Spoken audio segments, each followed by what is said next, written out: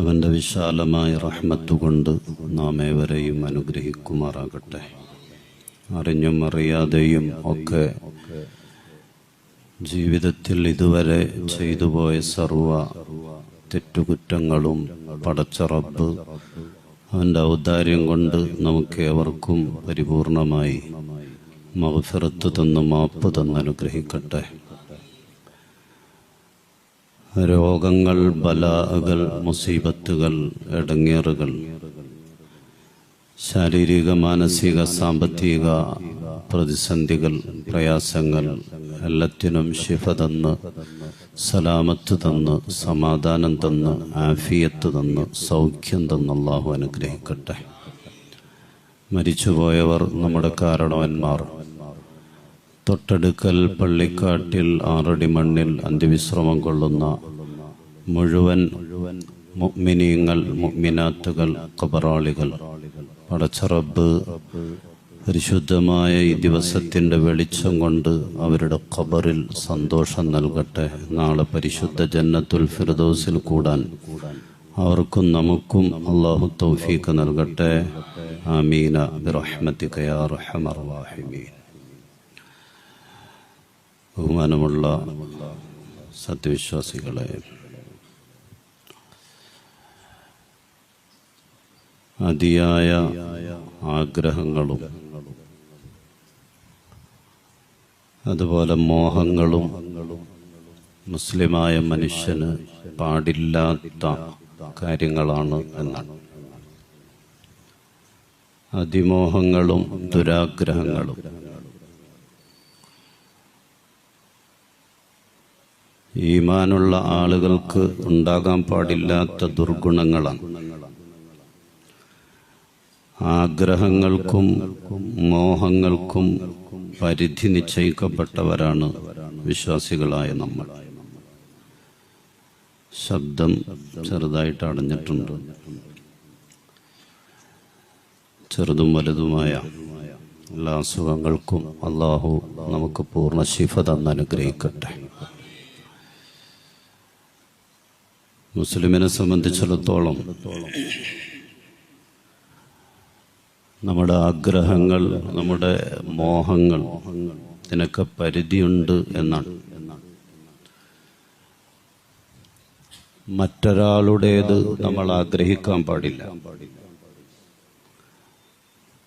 നമുക്ക് കൊതിക്കാൻ അർഹതയുള്ളത് മാത്രമേ നമ്മൾ ആഗ്രഹിക്കാവൂ. അതുകൊണ്ട് തന്നെയാണ് ഒരാൾ കച്ചവടം ചെയ്ത, അല്ലെങ്കിൽ കച്ചവടം വാക്ക് പറഞ്ഞ ഒരു കച്ചവടം, അതിൻ്റെ മുകളിൽ കയറി നമ്മൾ കച്ചവടം ചെയ്യാൻ പാടില്ല എന്ന് പരിശുദ്ധമായ ദീൻ പറഞ്ഞത്.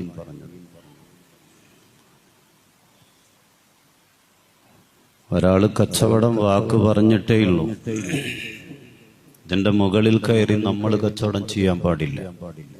10,000-ഓ 50,000-ഓ ഒക്കെ കയറ്റി വച്ചിട്ട് അങ്ങനെ കച്ചവടം നടത്തുന്ന രീതിയെല്ലാം സർവ്വസാധാരണമാണ് ഇന്നത്തെ കാലഘട്ടത്തിൽ. പക്ഷെ ഒരു മുസ്ലിമിനെ സംബന്ധിച്ചിടത്തോളം അത് പാടില്ലാത്ത കച്ചവടമാണ്.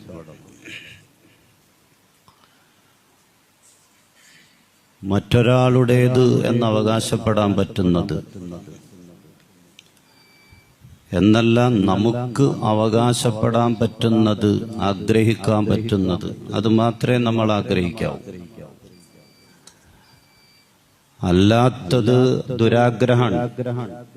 ദുരാഗ്രഹങ്ങളുണ്ടായാൽ ചിലപ്പോൾ നമ്മൾ നമ്മളല്ലാതായി മാറും. അത് നേടിയെടുക്കാൻ വേണ്ടിയുള്ള പരിശ്രമത്തിനിടക്ക് ചിലപ്പോൾ നമ്മളല്ലാതായി മാറും. ചെയ്യാൻ പാടില്ലാത്ത പലതും നമ്മൾ ചെയ്തേക്കും, പല തെറ്റുകളും നമ്മൾ ചെയ്തു പോയേക്കും. ബഹുമാനപ്പെട്ട ആദം നബി അലൈഹിസ്സലാത്തു വസ്സലാമിന്റെ മക്കളിൽ ഖാബീൽ ഹാബീലിനെ കൊന്നതെന്തിനാണ്? ഹാബീലിന്റെ പെണ്ണിനെ ഖാബീൽ ആഗ്രഹിച്ചതിന്റെ പേരിലാണ്. ദുനിയാവിലെ ആദ്യത്തെ കൊലപാതകൻ. അതിനു മുമ്പ് ഭൂമിയിൽ ഒരു കൊലപാതകം നടന്നിട്ടില്ല.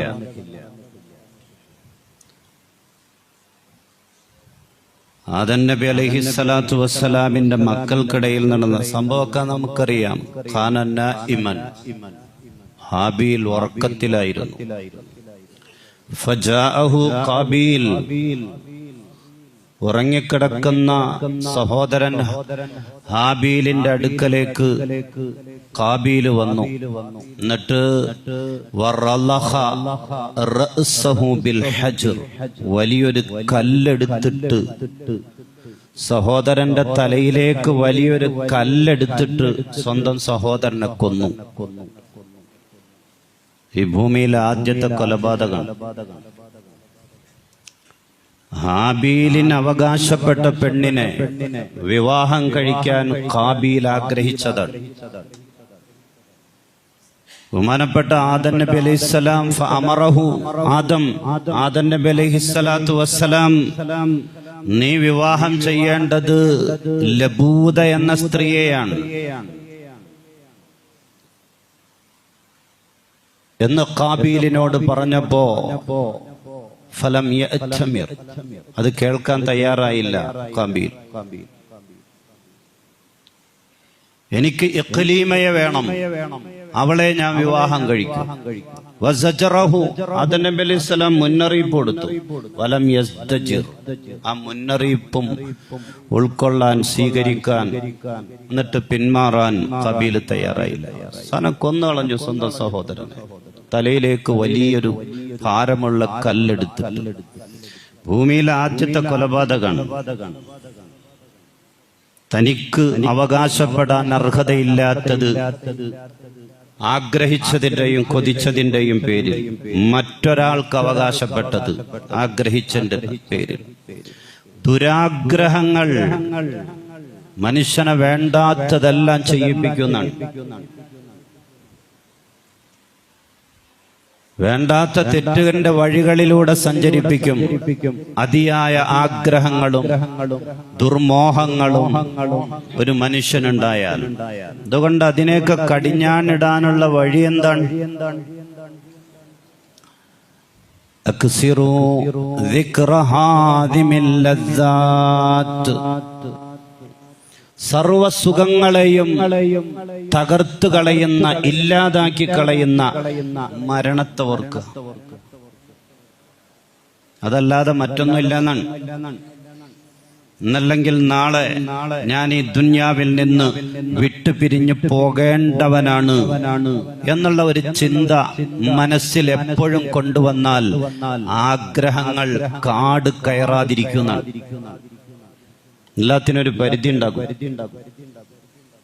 ആവശ്യമില്ലാത്ത ആഗ്രഹങ്ങളും മോഹങ്ങളും മനസ്സിലേക്ക് കടന്നു വരില്ല. എല്ലാത്തിനും ഒരു പരിധി ഉണ്ടാകും. ഇന്നല്ലെങ്കിൽ നാളെ ഞാൻ ഈ ദുന്യാവിൽ നിന്ന് വിട്ടുപിരിഞ്ഞു പോകേണ്ടവനാണ് എന്നുള്ള ഒരു ബോധ്യം. നമ്മൾ മരണവീടുകൾ സന്ദർശിക്കാറുണ്ട്. ചില മരണങ്ങൾ നമ്മളെ സങ്കടപ്പെടുത്താറുണ്ട്. ചില മരണങ്ങളെപ്പറ്റി നമ്മൾ വല്ലാതെ വേദനയോടെ സംസാരിക്കാറുണ്ട്, സഹതാപത്തോടെ സംസാരിക്കാറുണ്ട്. പെട്ടെന്നുണ്ടായ മരണം ഒരു വല്ലാത്ത മരണമായി പോയി, എല്ലാവരെയും സങ്കടത്തിലാക്കി. 4-5 മക്കളുണ്ട്, പറക്കമുറ്റാത്ത മക്കളാണ്, ചെറുപ്പക്കാരിയായ ഭാര്യയാണ്, വീടിന്റെ പണി പൂർത്തിയായിട്ടില്ല, അതല്ലെങ്കിൽ മറ്റു പല ബാധ്യതകളും എന്നൊക്കെ പറഞ്ഞ് നമ്മളിങ്ങനെ നമ്മെ വളരെ വേദനിപ്പിക്കുന്ന ചില മരണങ്ങൾ, ആ വാർത്തകൾ കേൾക്കുമ്പോ, ആ വീടുകളിലൊക്കെ നമ്മൾ പോകുമ്പോ നമ്മൾ വളരെ സങ്കടത്തോടെ വർത്താനം പറയും.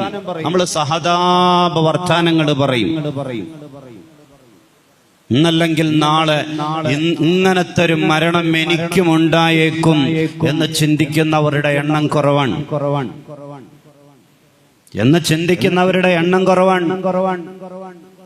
വല്ലാത്ത വർത്താനൊക്കെ നമ്മൾ പറയും. ശരിയാണ്. കഴിഞ്ഞ ആഴ്ച നമ്മളൊരു സഹോദരന് വേണ്ടി ഇവിടെ പിരിവ് നടത്തി, കരൾ മാറ്റിവെക്കാൻ. ആ നാട്ടുകാർ മുഴുവനും ഒരുമിച്ചിറങ്ങി. ജമാഅത്തിന്റെ പ്രസിഡന്റ് അടക്കമുള്ളവർ ഇവിടെ വന്നു. ഇവിടെ വന്ന് നമ്മുടെ മഹല്ലിൽ നമ്മുടെ മുന്നിൽ കൈ നീട്ടിയിട്ട് ആ ചെറുപ്പക്കാരനെ രക്ഷിക്കാൻ വേണ്ടിയുള്ള ആ പരിശ്രമത്തിന്റെ ഭാഗമായി. കഴിഞ്ഞ ദിവസം അദ്ദേഹം മരണപ്പെട്ടു. അല്ലാഹു സുബ്ഹാനഹു വ തആല മഗ്ഫിറത്ത് നൽകട്ടെ, മർഹമത്ത് നൽകട്ടെ. അല്ലാത്ത സങ്കട വാർത്തയാണ്. 2 മക്കളുണ്ട്, കൊച്ചുമക്കളാണ്, വാടകയ്ക്കാണ് കുടുംബം താമസിക്കുന്നത്. സ്വപ്നങ്ങളൊക്കെ ബാക്കി വെച്ചിട്ടാണ് മടക്കം. മക്കളെ ഏതെങ്കിലും ഒരു തലത്തിൽ എത്തിക്കണമെന്നുള്ള ആഗ്രഹങ്ങൾ, സ്വന്തമായിട്ടൊരു വീട്, ആഗ്രഹങ്ങളെല്ലാം സ്വപ്നങ്ങളെല്ലാം ബാക്കി വെച്ചിട്ടാണ്. പലരുടെയും മരണം അങ്ങനെയാണ്. നമ്മളൊക്കെ മരണ വീടുകളിൽ പോകുമ്പോ അവിടെ ആ മയ്യത്ത് കാണുമ്പോ, പള്ളിയിലേക്ക് നടക്കുമ്പോ, മയ്യത്ത് പള്ളിയിൽ വന്ന് നിസ്കരിക്കുമ്പോ, ഖബറടക്കാൻ വേണ്ടി ഖബറിന് ചുറ്റും ഒരുമിച്ച് കൂടുമ്പോ, 3 പിടി മണ്ണിടുമ്പോ എല്ലാത്തിലും നമ്മൾ പങ്കുചേരുന്നുണ്ട്. പക്ഷേ മനസ്സിലേക്ക് പലതും മനസ്സിന്റെ ആഴങ്ങളിലേക്ക് ഇറങ്ങി ചെല്ലുന്നില്ല എന്നുള്ളത് സത്യമാണ്. എനിക്കും നിങ്ങൾക്കും പലതും ചടങ്ങ് മാത്രമായിട്ട് മാറാൻ. ഒരു കല്യാണ നിശ്ചയത്തിൽ പങ്കെടുക്കും പോലെ, ഒരു വിവാഹ സദസ്സിൽ പങ്കെടുക്കും പോലെ, അതും ഒരു ചടങ്ങ്.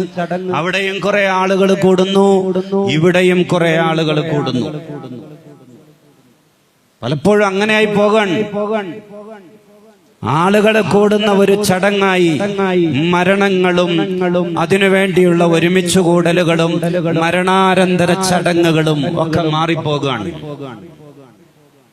മരിച്ചുപോയ ഒരു മയ്യത്തിനെ പറ്റി സഹതാപത്തോടെ ആളുകൾ വർത്തമാനം പറയുന്നത് കേട്ടപ്പോ മഹാനായ ഇബ്രാഹിം അദ്ദയ്യാസ് റഹ്മത്തുള്ളാഹി തആല അലൈഹി പറഞ്ഞു, നിങ്ങൾ വിട്ടുകടക്കാത്ത 3 കടമ്പകൾ ഈ മനുഷ്യൻ വിട്ടുകടന്നിട്ടുണ്ട്. നിങ്ങൾ ഇതുവരെ വിട്ടുകടക്കാത്ത 3 കടമ്പകൾ ഈ മനുഷ്യൻ കടന്നുപോയിട്ടുണ്ട്. മരണത്തിന്റെ മലക്കിനെ നേരിട്ട് കണ്ടു. നിങ്ങൾ കണ്ടിട്ടില്ലല്ലോ. മരണത്തിന്റെ വേദന അറിഞ്ഞു. നിങ്ങൾ ആ വേദന അറിഞ്ഞിട്ടില്ല. ആ മനുഷ്യന്റെ ആഖിബത്ത് മോശമാകുന്നതിനെ തൊട്ട് ആ മനുഷ്യൻ രക്ഷപ്പെട്ടിട്ടുണ്ട്. നിങ്ങൾക്ക് ഉറപ്പില്ലല്ലോ നിങ്ങളുടെ മരണം എങ്ങനെയാണ്. അതുകൊണ്ട് നിങ്ങൾ ഇതുവരെ താണ്ടിക്കടക്കാത്ത 3 കടമ്പകൾ ആ മനുഷ്യൻ വിട്ടുകടന്നിട്ടുണ്ട്. അതുകൊണ്ട് ഖാഫു അലാ അൻഫുസിക്കും, നിങ്ങളുടെ ശരീരത്തിന്റെ മേൽ നിങ്ങൾ സൂക്ഷിച്ചോ, നിങ്ങൾ പേടിച്ചോ എന്ന് മഹാനവർകൾ. സഹതാപവർത്താനങ്ങളൊക്കെ കൊള്ളാം, പക്ഷെ നിങ്ങൾ നിങ്ങളെപ്പറ്റി ഓർക്ക്. ഈ സഹതാപ വർത്താനങ്ങളെല്ലാം ദുനിയാവുമായിട്ട് ബന്ധപ്പെട്ടതാണ്. യതീമായ മക്കളെ പറ്റി, വിധവയായ ഭാര്യയെ പറ്റി, വീടില്ലാത്തതിനെ പറ്റി, ഈ ദുനിയാവുമായി ബന്ധപ്പെട്ട കാര്യങ്ങളിലാണ് ഈ സഹതാപ വർത്താനങ്ങളെല്ലാം. പക്ഷേ ആഖിറവുമായി ബന്ധപ്പെട്ട് നിങ്ങൾ വിട്ടുകടക്കാത്ത 3 കടമ്പകൾ കടന്ന് ആ മനുഷ്യൻ പോയിട്ടുണ്ട്. നിങ്ങൾ ഇതുവരെ എത്തിയിട്ടില്ല അങ്ങോട്ട്. മഹാനവർകൾ പറഞ്ഞു എന്നാണ്.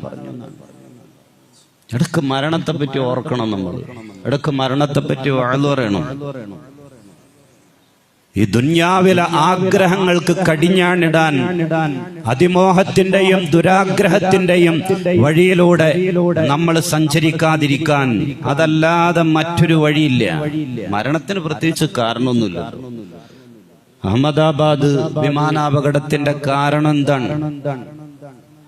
വിശദമായ അന്വേഷണത്തിലൂടെ കാരണം വന്നിട്ടുണ്ട്. എഞ്ചിനിലേക്ക് ഇന്ധനം പോകുന്ന, അത് കൺട്രോൾ ചെയ്യുന്ന സ്വിച്ച് അത് ഓഫായി പോയതാണ്.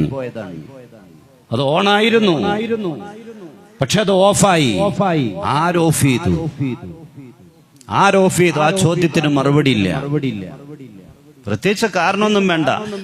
ആ വിമാനം തകർന്നു വീണ ആ ബിൽഡിങ്ങിലുണ്ടായിരുന്ന 10-60ഓളം മെഡിക്കൽ വിദ്യാർത്ഥികൾ മരിച്ചിട്ടുണ്ട്. MBBS-നും MD-ക്കും ഒക്കെ പഠിക്കുന്ന ഡോക്ടർമാരാണ്.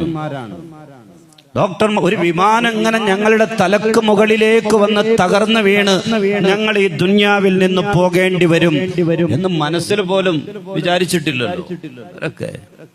മരിക്കാൻ എന്തെങ്കിലും കാരണം? സമയമാകുമ്പോ നമ്മൾ സഞ്ചരിക്കുന്ന വാഹനത്തിന്റെ നിയന്ത്രണം നഷ്ടപ്പെടും, അല്ലെങ്കിൽ എതിരെ വരുന്ന വാഹനത്തിന്റെ നിയന്ത്രണം നഷ്ടപ്പെടും. അത്രേ ഉള്ളൂ കാരണം. അല്ലെങ്കിൽ നിന്ന നിപ്പില് നമ്മൾ വീഴും, കുഴഞ്ഞു വീഴും. സ്വപ്നങ്ങൾ പലതും ബാക്കിയായിരിക്കും ആ സമയത്ത്. മക്കളെ കെട്ടിച്ചിട്ടില്ല, സ്വന്തമായിട്ട് വീട് പണിതിട്ടില്ല, അല്ലെങ്കിൽ ഉള്ളത് പഴയ വീടാണ്, വീട് പുതുക്കി പണിതിട്ടില്ല. പല ആഗ്രഹങ്ങളും സ്വപ്നങ്ങളും ഒക്കെ ആ സമയത്ത് ബാക്കിയായിരിക്കും. അസ്രായീൽ അലൈഹിസ്സലാത്തു വസ്സലാം നമ്മുടെ അടുക്കലേക്ക് കടന്നു വരുമ്പോ, നമ്മൾ മരിക്കുന്ന സമയത്ത് ദുനിയാവുമായി ബന്ധപ്പെട്ട് എന്തൊക്കെ സ്വപ്നങ്ങൾ ബാക്കിയുണ്ടെങ്കിലും അതൊക്കെ പടച്ചവനുണ്ട്. മക്കളുടെ കല്യാണം കഴിഞ്ഞിട്ടില്ലേ, അള്ളാഹു അതിനുള്ള വഴികൾ ഒരുക്കി കൊടുത്തുകൊള്ളും. ദുനിയാവുമായി ബന്ധപ്പെട്ട് എന്തൊക്കെ സ്വപ്നങ്ങൾ ബാക്കിയുണ്ടെങ്കിലും നമ്മുടെ ആഖിറത്തിന്റെ സ്വപ്നം അത് നേടിയെടുക്കുന്നതിൽ നമ്മളായിട്ട് ചെയ്യേണ്ട ചില ബാധ്യതകളുണ്ട്. ആ ബാധ്യതകളിൽ വീഴ്ച വരുത്താത്തവരായി ഈ ലോകത്ത് നിന്ന് വിട പറയാൻ നമുക്ക് കഴിയണം. അവിടെയാണ് നമ്മൾ ശ്രദ്ധിക്കേണ്ടത്. ദുനിയാവിൽ സ്വപ്നങ്ങൾ അവിടെ കിടന്നോട്ടെ, ആഗ്രഹങ്ങളൊക്കെ അതൊക്കെ ദുനിയാവുമായി ബന്ധപ്പെട്ടതാണ്. അത് പടച്ചവൻ അതിൻ്റെതായ വഴികൾ തുറന്നു തന്നേക്കും നമുക്ക്. ബാക്കിയുള്ളവർക്ക് ആഖിറവുമായി ബന്ധപ്പെട്ട നമ്മുടെ സ്വപ്നങ്ങളുണ്ട്, ആഗ്രഹങ്ങളുണ്ട്. ആ ആഗ്രഹങ്ങളിലേക്ക് നമ്മെ കൊണ്ടെത്തിക്കുന്നതിന് ദുനിയാവിൽ നാം ചെയ്യേണ്ട ചില കാര്യങ്ങൾ, അതിൽ വീഴ്ച വരുത്തിയിട്ടില്ല എന്ന ആത്മവിശ്വാസത്തോടെ മരിക്കാൻ കഴിയണം. അല്ലാഹു സുബ്ഹാനഹു വ തആല ആ നിലക്കുള്ള നല്ല മരണം എനിക്കും നിങ്ങൾക്കും നസീബാക്കട്ടെ. ആമീൻ യാ റബ്ബൽ ആലമീൻ.